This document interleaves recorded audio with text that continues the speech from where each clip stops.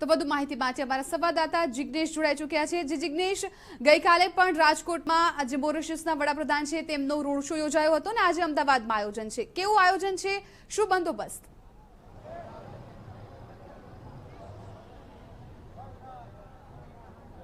સ્વાભાવિક વાત છે કે અન્ય કોઈ પણ દેશના વડાપ્રધાન જ્યારે આપણા ત્યાં પધારતા હોય, ગુજરાતમાં પધારતા હોય, ત્યારે તેમની આગતા સ્વાગતામાં કોઈ પણ પ્રકારની કચાશ અગાઉ પણ કરવામાં આવી નથી।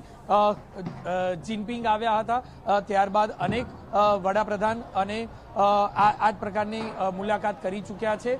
મોરિશિયસના વડાપ્રધાન આવી રહ્યા છે, જેને લઈને એરપોર્ટથી લઈ અને હાંસોલ સુધી રોડ શોનું આયોજન મ્યુનિસિપલ કોર્પોરેશન દ્વારા અને સરકાર દ્વારા કરવામાં આવ્યું છે, જેમાં 30 જેટલા સ્ટેજ બનાવવામાં આવ્યા છે।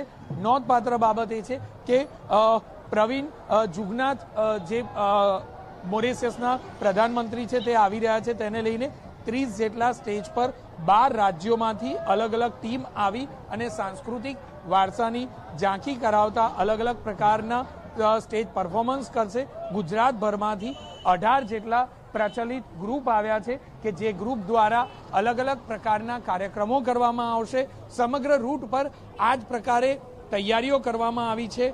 12 રાજ્યોમાંથી અલગ અલગ સાંસ્કૃતિક કાર્યક્રમો કરવા માટે અલગ અલગ ટીમો આવેલી છે કે જે ટીમો દ્વારા આ કાર્યક્રમ કરવામાં આવશે, જેની ઝલક પ્રધાનમંત્રી મોરિશિયસના પ્રધાનમંત્રી જોશે।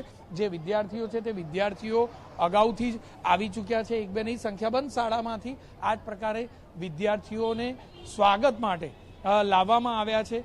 નોંધપાત્ર બાબત એ છે કે અલગ અલગ શાળાના વિદ્યાર્થીઓ મોટી સંખ્યામાં આવ્યા છે કે જેઓને 2 કલાક 3 કલાક પહેલા જ કાળઝાળ ગરમીમાં કહી શકાય કે લાવી દેવામાં આવ્યા છે। મોટેરાઓની સંખ્યા ખૂબ જ નહીવત જાણવા મળી રહી છે। જે વિદ્યાર્થીઓ છે તે વિદ્યાર્થીઓની સંખ્યા સમગ્ર એરપોર્ટથી લઈ અને હાંસોલ સર્કલના રૂટ પર હાલના તબક્કે જોવા મળી રહી છે। નોંધપાત્ર બાબત છે કે હોર્ડિંગ્સ સમગ્ર રૂટ પર લગાવવામાં આવ્યા છે કે જેથી કરીને સ્વાગતમાં કોઈ પણ પ્રકારની કચાશ ન દેખાય। લગભગ 15,000 જેટલા લોકો સ્વાગતના આ કાર્યક્રમમાં જોડાય તેવી શક્યતા, તેવું આયોજન કરવામાં આવ્યું છે। દરેક વોર્ડના કોર્પોરેટરોને એક વોર્ડ દીઠ 50 વ્યક્તિઓને લાવવા માટેની જવાબદારી સોંપવામાં આવી છે। આ ઉપરાંત જે વિદ્યાર્થીઓ આવ્યા છે તે વિદ્યાર્થીઓ પણ અલગ લાવવામાં આવ્યા છે અને દરેક વોર્ડ વાઇઝ એએમટીએસ અને એસટીની ફાળવણી પણ કરવામાં આવી છે, જેથી કરીને કોઈ પણ પ્રકારે લોકોને અવર જવરમાં કોઈ પણ પ્રકારની અગવડતાનો સામનો ન કરવો પડે। જિગ્નેશ, આભાર। તો અમદાવાદમાં મોરિશિયસના વડાપ્રધાનનો ભવ્ય રોડ શો યોજાવાનો છે અને તેને લઈને ખાસી તૈયારીઓ કરવામાં આવી રહી છે। આ સાથે અમારા સંવાદદાતા સચિન પણ જોડાઈ ગયેલા છે। જી સચિન, અમદાવાદમાં આજે મોરિશિયસના વડાપ્રધાનનો રોડ શો યોજાવાનો છે, તમે હાલ કયા સ્થળ પર ઉપસ્થિત છો, કેવા પ્રકારની ત્યાં વ્યવસ્થા ગોઠવવામાં આવી છે, કેવો બંદોબસ્ત છે?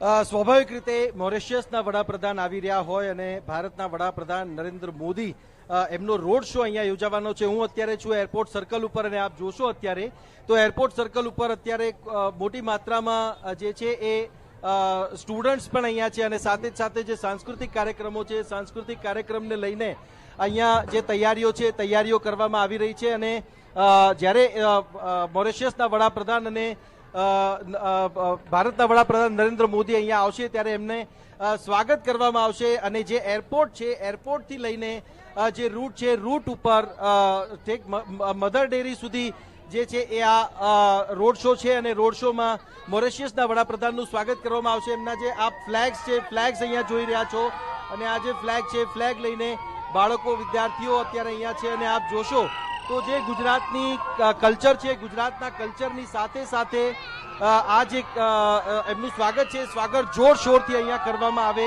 એ માટેની જે સંપૂર્ણ તૈયારીઓ છે તૈયારીઓ અહીંયા કરવામાં આવી છે।